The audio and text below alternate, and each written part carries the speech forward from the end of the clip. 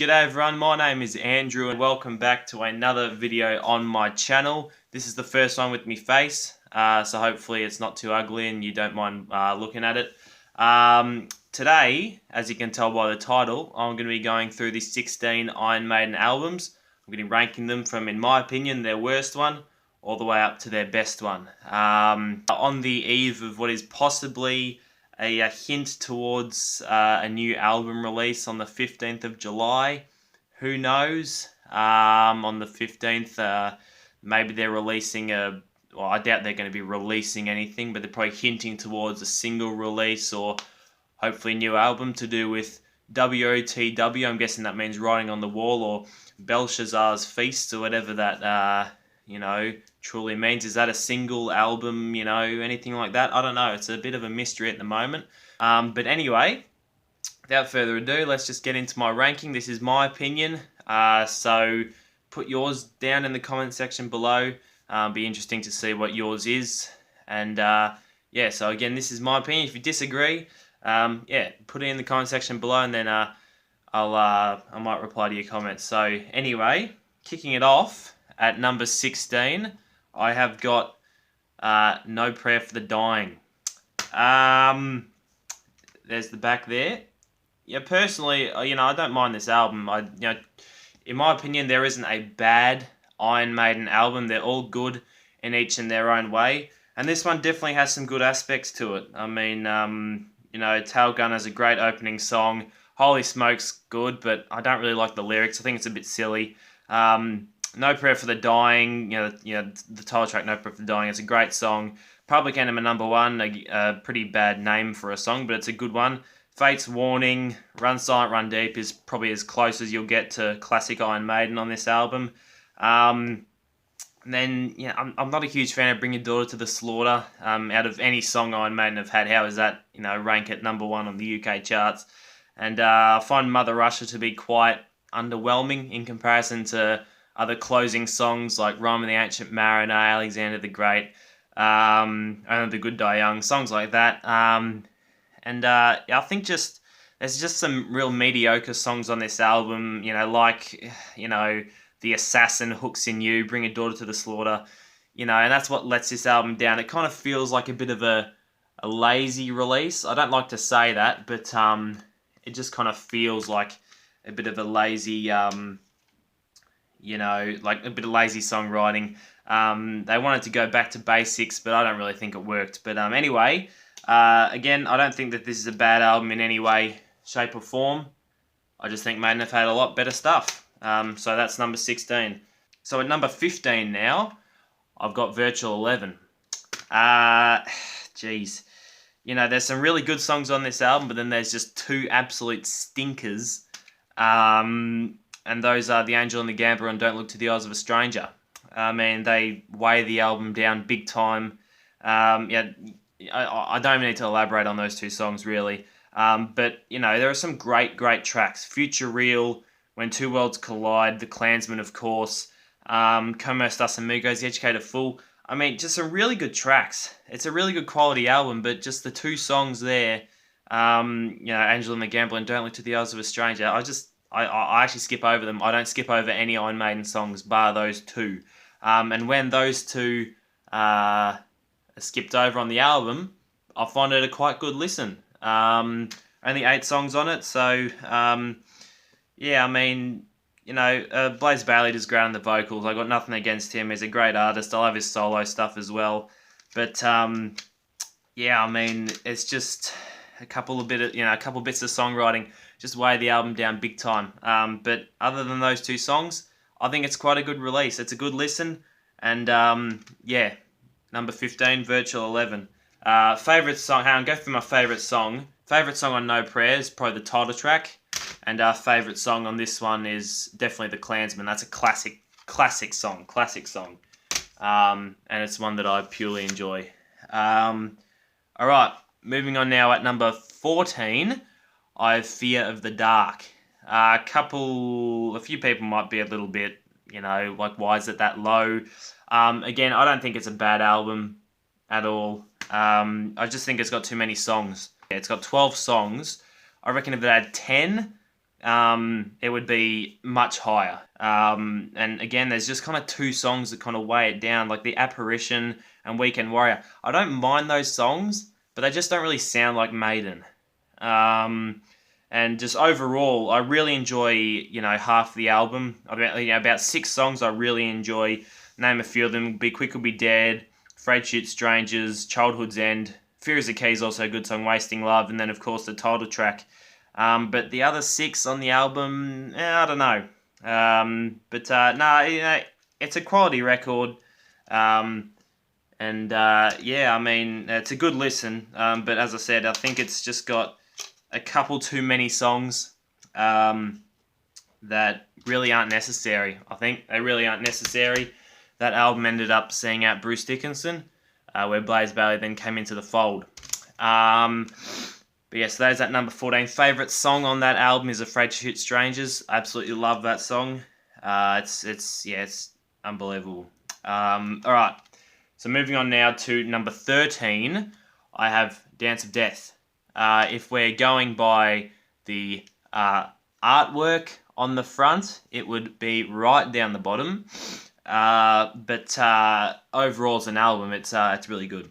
Obviously the songs, Wildest Dreams, I'd say it's a bit poppy, I guess. It doesn't really sound like heavy metal. But the rest of the album, Rainmaker, great song. No More Lies, Montague is heavy. Dance of Death, Gates of Tomorrow, Passchendaele, Age of Innocence, Face and Sound. Just some really good quality songs. There's just a couple ones that, just make it alright. As I said, Wildest Dreams, it's just a quite generic song. New Frontiers, probably the worst on the album for me. And, I don't know. But in no way, shape or form is it a bad album. I just think the band have had more, better stuff before and after it was released. So, not a bad listen. I don't tend to find myself listening to this one a lot. I don't really know why, but I just don't. It's not exactly one of those albums that I go back to a lot. Definitely my favourite song on the album would be the title track, Dance of Death. Passchendaele is also amazing. But some really good quality tracks, but I don't know. I kind of want to say it's a little bit underwhelming, especially after the release of Brave New World, which is just an outstanding album. Alright, moving on now to number 12. I've got The Final Frontier. Again, it's kind of similar to Dance of Death. I was thinking about swapping them around, but I settled on this because I think it's got just a few more better songs. The opening track, Satellite 15, Final Frontier, it's a bit odd in comparison to everything else, but it's really good. El Dorado's got a weird start to the song. Like, it sounds like an end of a song at the start of a song. Doesn't really make a lot of sense.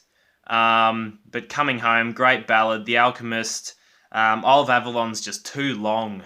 It goes for 9 minutes. It should be 6. It truly should be a 6-minute song. I kind of want to say it's my least favourite on the album, only because it's too long. Anyway, I don't need to elaborate more. Starblind's, got a really nice bridge and chorus. Talisman is amazing, especially live in vivo. Bruce does an amazing job. And When the Wild Wind Blows. So, again, not a bad album at all. Artwork is amazing. Is that Eddie, though? I really don't know. But, great album, great listen. My favourite song on the album, though, would definitely be The Talisman. That's a great song. And one that is very difficult to sing, I would assume. And Bruce absolutely killed it on the live recording of En Vivo. Anyway, so moving on now to number 11, I have got the second Di'Anno album in Killers. A lot of people have this ranked quite high, like maybe in their top 10 or top 5. But I don't know. I just don't really find a few of these songs kind of... I don't seem to remember how a few of these songs go. Like Innocent Exile, if I just thought about that, I don't know how that song goes.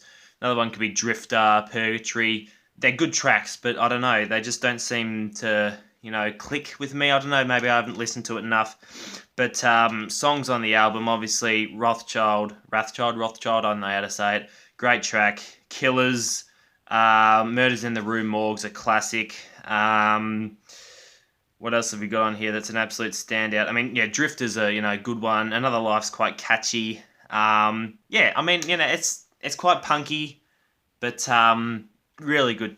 Really good quality songs. Great artwork as well. One of the most iconic bits of artwork in heavy metal history. But favorite song is probably most definitely the title track, Killers. It's a killer song. See what I did there? That was amazing. All right, number 10, A Matter of Life and Death. Very consistent album, probably too consistent. Not like that's a bad thing, but when I say too consistent, I mean I can't really say what's the best song on the album and what's the worst, because they're all great. Different World, These Colours Don't Run, Brighter Than a Thousand Suns, The Pilgrim, Longest Day, Out of the Shadows, Benjamin Brieg, For the Greater Good of God, Lord of Light, The Legacy. Like, bloody hell, all those songs are amazing. They truly are all amazing. Yeah, as I said, really consistent album, all about war. All the songs are great, but favourite would probably be For the Greater Good of God. I'm very happy that they did one. On the Legacy of the Beast tour, because it's a really good song. But yeah, definitely a great album, and it's one that I like to listen to a lot. So yeah, let's move on. All right, now we're up to number 9, and this one is one that a lot of people probably wouldn't even think about having this high. It's The X Factor. I just love this album. I truly do. I remember when I listened to it for the first few times, I didn't really like it that much. But as I listened to it again and again and again, I just appreciate every single song. The first 3 are outstanding. Obviously Sign of the Cross, Lord of the Flies, Man on the Edge, and it just changes, and I don't think that's what a lot of people liked. But I really do enjoy it. I like it, when it goes, slower and more proddy kind of songs. I actually like that. And I know a lot of people don't, so that's why they don't have it usually up this high. It's usually in the bottom 3.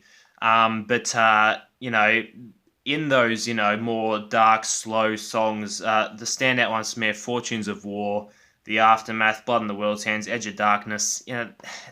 To me, they're just really quality tracks. 2AM's also great.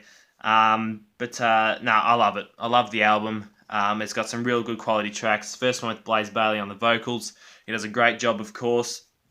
And yeah, I mean, I think it's a good track. I think it's a good album. Favorite track would most definitely be Sign of the Cross. It's a classic song. Bruce does a good version of it live. I do rather the studio recording, but it's quite good live. So anyway, let's move on now to number 8. This is where the ranking gets quite difficult for me. At number 8, I've got the debut album from 1980. This is the 98 version as well, so it includes Sanctuary. Not a huge fan of the song. It's alright, I guess, but yeah, just this overall album, like the 8 songs on the current version and the original release: Prowler, Remember Tomorrow, Running Free, Phantom of the Opera, Transylvania, Strange World, Charlotte the Harlot, Iron Maiden. Like, what else do you want? It's it's a quick listen, same as Killers. It's a quick listen, get it out of the way in about 35 minutes, I think. Yeah, it's just a great quality debut record. I mean, you couldn't have asked for a better debut. There's the original artwork on the CD. I like it better than the remastered one. Good thing they changed it back in 2015. But just a great album. I really enjoy it. As I said, it does have a bit of a punk feel to it, especially songs like Running Free. That's got punk written all over it. And Charlotte the Harlot as well. But great quality release, and absolutely love it. So Iron Maiden is in at number 8. It's just unbelievable debut album. Could you ask for more? Well, you could, and that's why it's only down at number 8. But anyway, number 7, I've got Brave New World. Bruce Dickinson, Adrian Smith are back, and it's a killer record. It's unbelievable. Every song is great. Obviously, The Wicker Man is my favourite off the album. It's a great track. Ghost of the Navigator, Brave New World, Blood Brothers, Dream of Mirrors, The Nomad, thin line between love and hate. All just great quality tracks. They're unbelievable. As I said, The Wicker Man's definitely my favourite. Nomad is just, some kind of song. It just gives me the feels. And Thin Line Between Love and Hate's kind of the same. But, great album. Obviously, Bruce does an outstanding job on the vocals, back in the band. And, this comes in at number 7. What more do I say about this album, other than it's damn good, and it's a great listen. I don't know what much more to say about that one. Alright, so now we're up to number 6, where I have The Book of Souls. What do I say about this album? It's just it's just amazing. It's absolutely amazing. Who would have thought after, 40 years the band's been around for, and, formed in 75, released this one in 2015. Who would have thought they would release, such an unbelievable album? A few people say it's a bit long, but I don't mind it at all. I mean, I reckon it probably could be a bit better without a couple songs, but it's just a great release. It's got 3 of my all-time favourite songs on it too, and that's why it's ranked up this high. If Eternity Should Fail, The Red and the Black, and The Book of Souls. Those 3 songs are in my top 20, and Empire of the Clouds is just outside that. It's just outstanding. Wish there was a bit more done with the artwork. It's just Eddie on a black background, but outstanding. Obviously, Bruce recording this with throat cancer, I'm pretty sure. Definitely my favourite song on the album is If Eternity Should Fail. Outstanding opening track. Absolutely outstanding. But you got other great songs like Man of Sorrows is outstanding. Tears of a Clown, Shadows of the Valley, When the River Runs Deep, The Great Unknown, Speed of Light. Every song's great. And it's a great listen, but you got to have a little bit of time because it goes for over an hour and a half. And I kind of hope when they release their 17th album, it isn't as long, because it does drag on for a little bit. But because I enjoy every song, I don't have it, I have it ranked up this high. So anyway, number 5, Peace of Mind. If you haven't noticed, the last 5 are all from the Bruce 80s era. Peace of Mind, bloody amazing album. Truly, absolutely amazing. Artwork's obviously great. But every song, like the first 5 especially, are just so, you couldn't have asked for a better 5 songs. Where Eagles Dare, Revelations, Flight of Icarus, Die With Your Boots on, The Trooper. I mean, what more do you want? Second half, Still Life is, I don't know, still growing on me. Quest for Fire, just ignore the lyrics.